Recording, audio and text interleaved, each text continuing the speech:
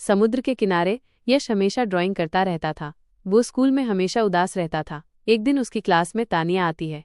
वो हमेशा खुश रहती थी और सबको हंसाती थी। उसे ड्राइंग बहुत पसंद थी। तानिया यश को पसंद करने लगी थी और यश भी तानिया को बहुत पसंद करने लगा था। वो हमेशा तानिया को ड्राइंग करने में मदद करता। कभी कभी वे समुद्र के किनारे भी जाते थे ड्राइंग करने। दोनों के बीच में प्यार और भी गहरा हो गया।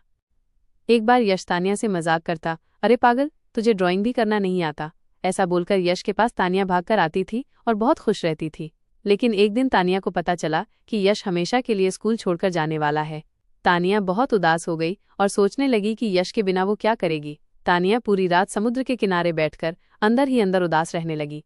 यश तानिया से नजर भी नहीं मिला पा रहा था। उसे लगता था कि अगर वो तानिया के सामने रहेगा तो वो बहुत उदास हो जाएगी। मगर तानिया अपने मन को शांत करती है और यश के पास जाती है और कहती है, तुम मुझे हमेशा याद रखना और आज मेरे साथ समुद्र के किनारे चलोगे।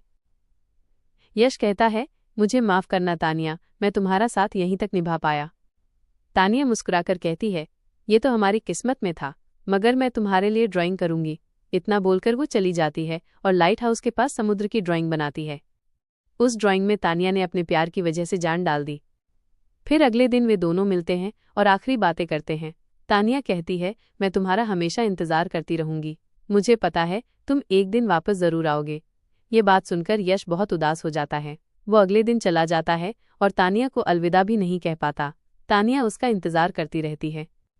तानिया हमेशा समुद्र के पास आती है और एक ही बात बोलती है, शायद वो पल फिर से आ जाए जब हम दोनों साथ थे। किस्मत भी कितनी कमीनी है। इतना बोलकर तानिया रोने लगती है। तानिया कहती है, शायद वो भी मुझे याद करता होगा।